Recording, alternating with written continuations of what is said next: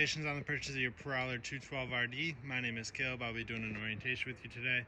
Attached to the email you get this video in, there will be some links to some maintenance items. I recommend you take a look at those, but we'll start your orientation right up here in the front with your power tongue jack. So I have an on-off switch for this light right here. Kind of see it. There you go. And then extend and retract to raise or lower your tongue here. And if this were to fail for any reason, you can remove this rubber cap here. There'll be a tool in your front compartment that you can use to manually crank this up or down. Right behind that, you have two 20-pound LP tanks. There's a regulator in the middle here, so you can switch between each tank. Just have this pointed towards the tank you want to use. And behind that is where your battery will go. Your trailer's not been prepped yet, that's why there's no battery here. And if you see anything else that's missing, that's why. Right here you have a spot for a portable solar panel, Furion portable solar panel. So if you have one, plug it in here, it'll trickle charge your battery.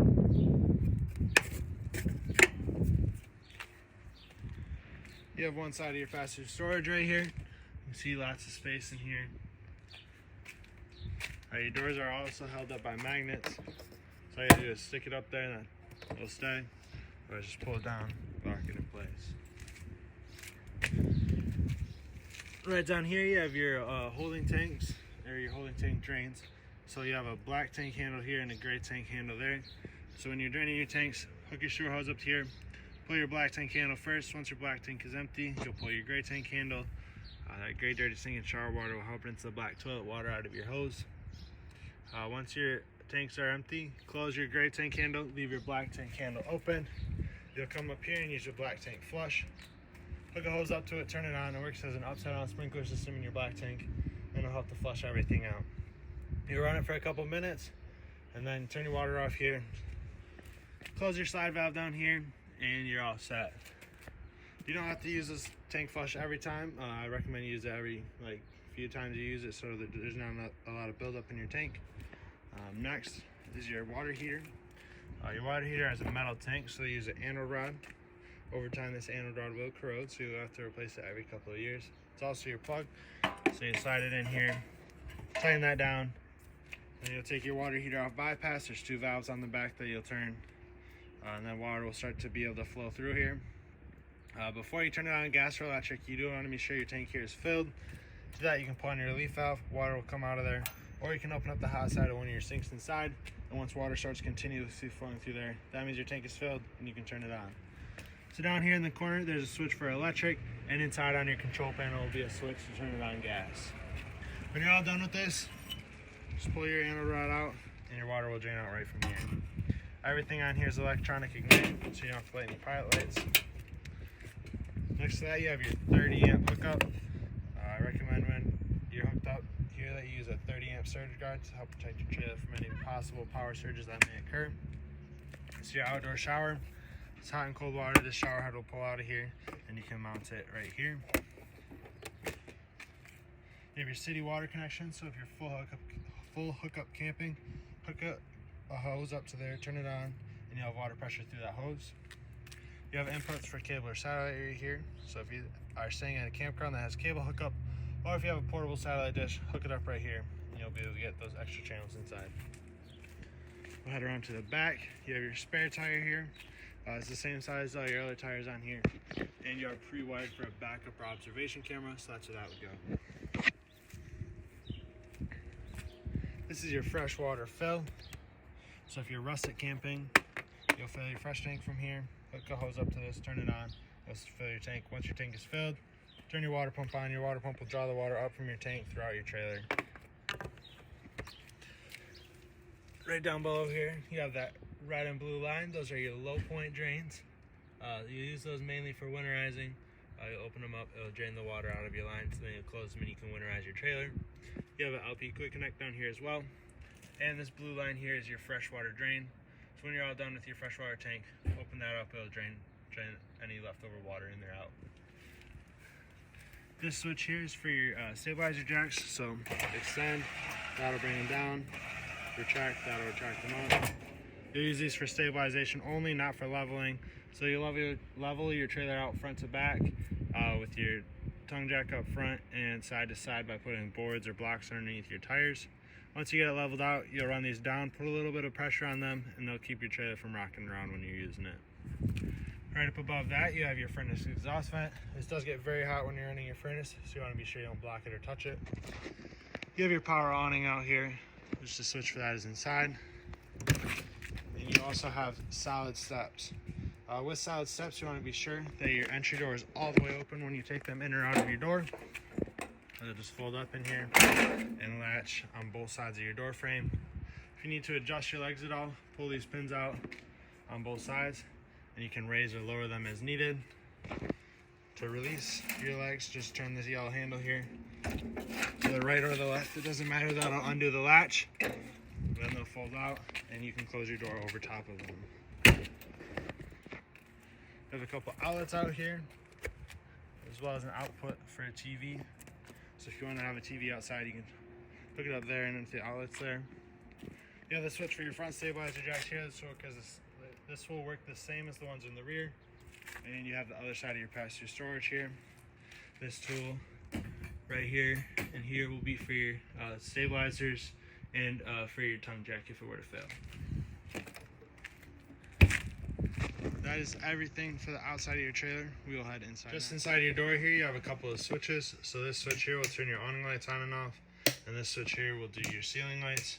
You can also turn your ceiling lights on and off individually with the switches on them. And then you have your switch for your awning. So hold down extend to extend it, retract to retract it. Your awning will not stop automatically when you run it out, so you want to be sure you keep an eye on it. There will be a valence that drops down. That's just a little extra fabric. And you'll also be able to see the bare awning tube. So when you see that, take your finger off the button here. If you don't take your finger off the button when you see that, your awning will continue to roll itself up, and it will roll upside down and stretch out your awning fabric. You have a nice big U-shaped dinette here. This can turn into a bed. Just remove the tabletop from the legs. The tabletop will set on this ledge all the way around, and you use the extra back cushions there to fill in the gap. You have a spot for your entertainment center here, so you can mount the TV up here. There will be a backer in the wall. Just use a stud finder to find the correct spot, and then your hookups for it are right here. And you have an HDMI that'll go to your stereo here. This is your antenna booster. You see that green light's on there right now. If you have that green light's on, you'll be able to get local channels. If you're hooked up to cable or satellite, push the button next to it, and you'll be able to get those channels on cable or satellite. Then you have your radio. So you have zone 1 and 2 on the bottom here. Those are your speaker zones. Zone 1 will be inside, zone 2 will be outside. You can pair Bluetooth with it, hook up an aux cord. Otherwise, just use it as a regular radio. And there's a remote for it up there as well. You have your 12-volt refrigerator right here. So this will run off of your battery. All your controls for it are up there at the top. It does not run off of propane. So as you go down the road, it'll run off your battery. Your battery will not die though, because it'll be being charged through your 7-way from your truck. You turn it on here, then you can raise or lower your temperature for your fridge. Hit this button, it'll switch over to your freezer, and you can raise or lower the temperature for that. And this is a night mode, which is a little bit more energy efficient.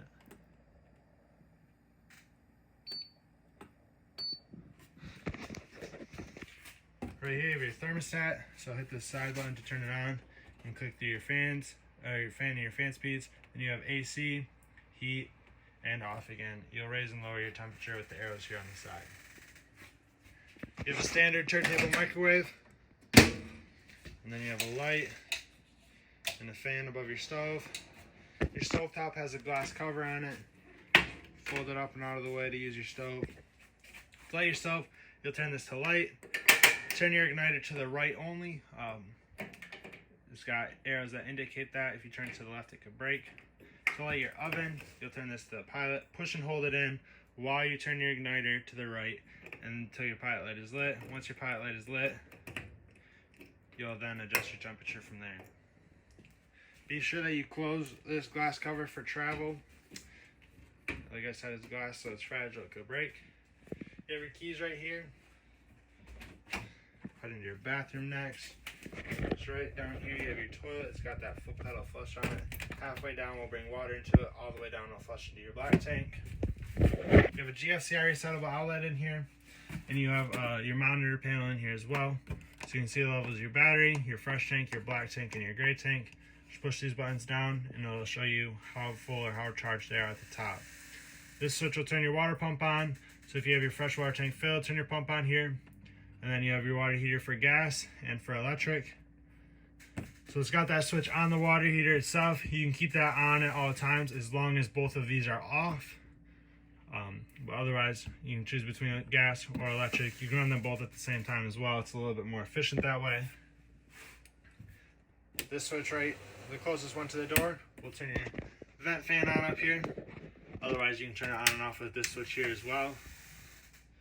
And then you have a light switch in here as well. This vent just cranks to the right to open it, to the left to close it. Be sure that it's closed for travel or if it's going to rain, so you're going to get water inside, and so that it doesn't break as you go down the road. Head up into your bedroom area now. You have a spot for a TV hookup up here. Once again, use a stud finder to find the correct spot here. And you can turn your wine guard connect on and off from here as well. You do also have storage underneath your bed. Just pick up on it. You'll be able to access that. Your sliding door here has a travel lock on it. Just turn this out of the way. You can remove that strap. And then your door will be able to slide. Be sure that's strapped down for travel though, so your door's not sliding around on you as you go down the road.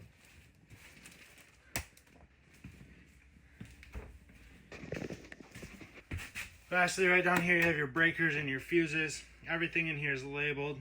If a fuse were to go out, there will be an LED that lights up next to it, so you can easily identify which one is bad.